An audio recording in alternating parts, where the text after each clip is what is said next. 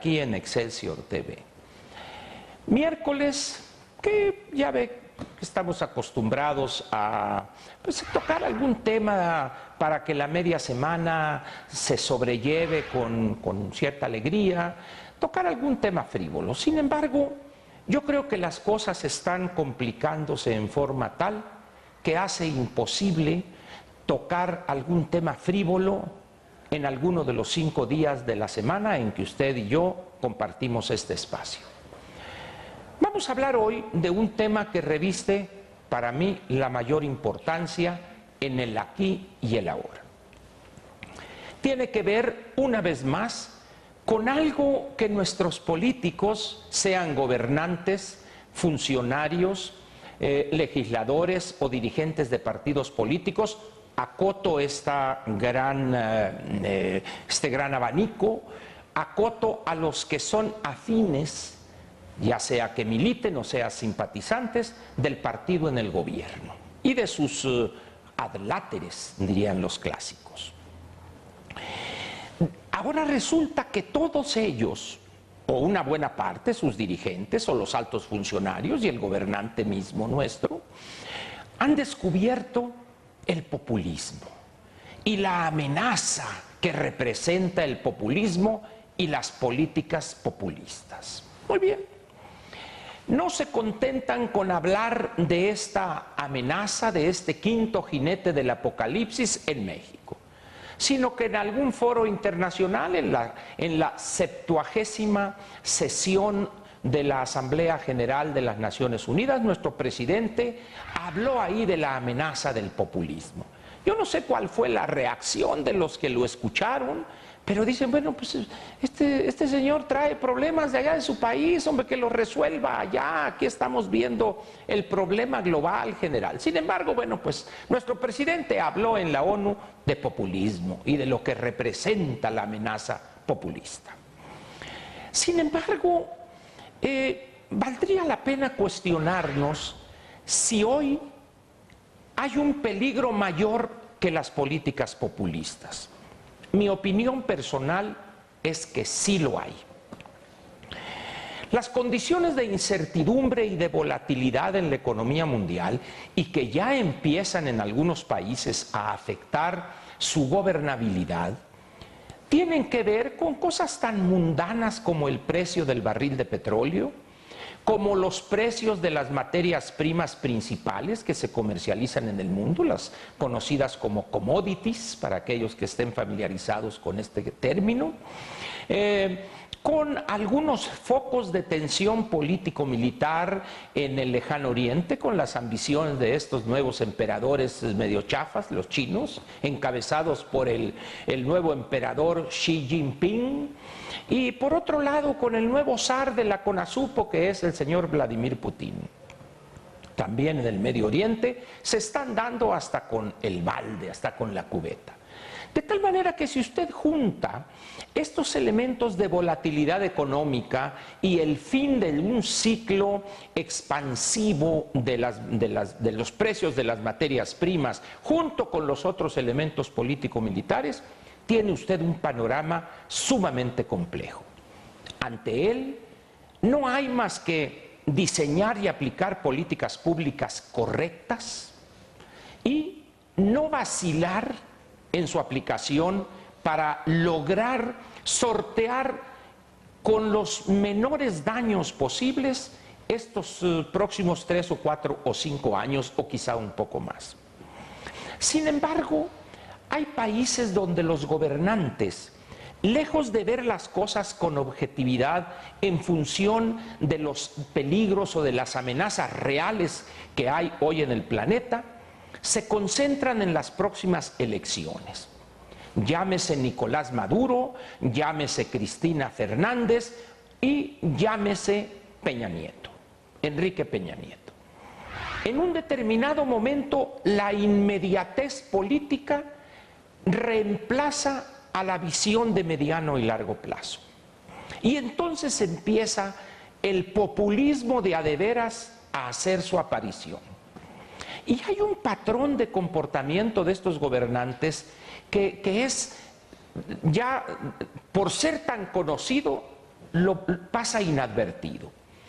Los gobiernos o los gobernantes que tienen esta visión populista empiezan a prometer lo imposible para quedar bien con el elector y obtener su voto a favor, tanto de él como de los candidatos de su partido.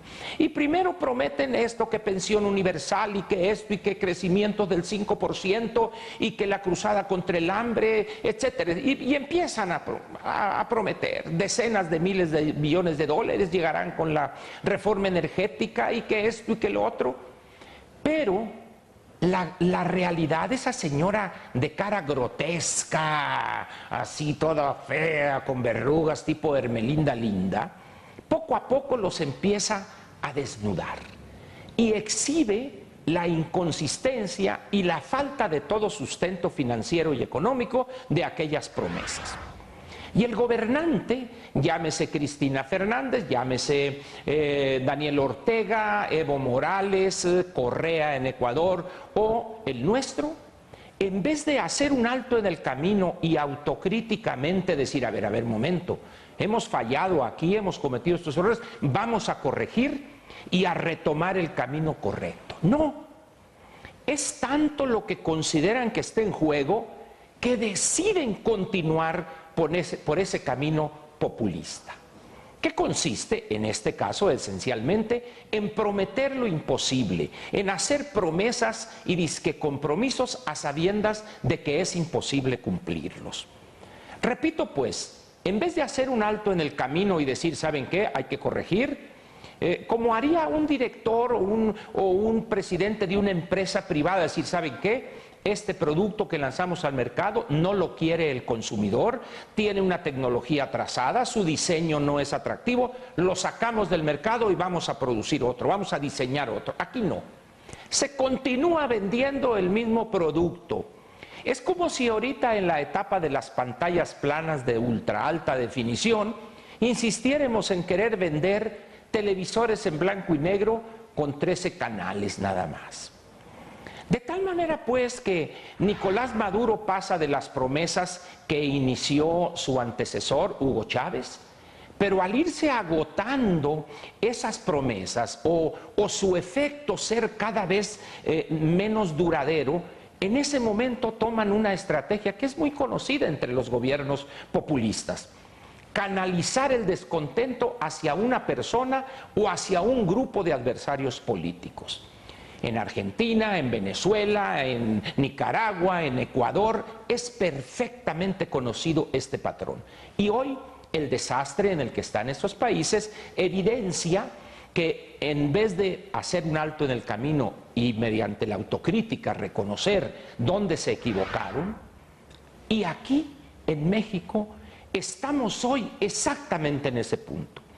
Cuando todas las promesas, seguro social universal ya se cayó porque no hay recursos, recortamos el seguro popular y ya no se puede esto y ya no se puede lo otro, y recortamos aquí y aquí porque cayó el precio del petróleo, y empezamos a vender ilusiones, decenas de millones de dólares con la reforma energética, va a bajar el recibo de la luz sí, pero va a aumentar las pérdidas de Comisión Federal, y Pemex esto cuando Pemex está en quiebra, y así cada una de esas promesas han ido siendo evidenciadas por la realidad, porque carecen de todo sustento financiero para ser sufragadas de manera sana.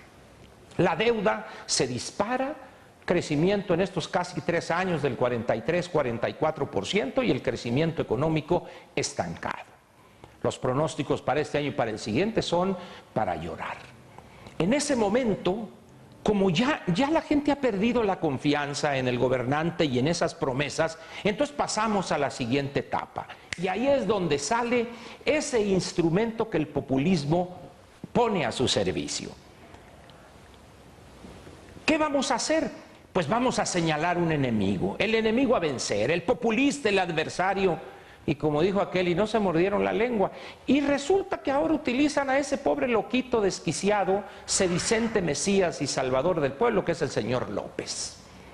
Esas políticas populistas. Y dibujan una botarga a semejanza y medida del señor López, pero al final de cuentas el señor López no gobierna. Es más, no es ni siquiera legislador, Podrá decir burrada y media él, ilusiones, pero al final de cuentas el señor no está al frente del Ejecutivo.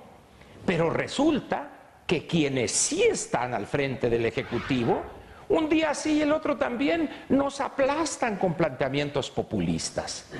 Por eso me sorprende a mí que de repente descubrieron el populismo, pero además se lanzan a atacar a una cosa medio fantasmagórica, que es el populismo malo, el que representa López.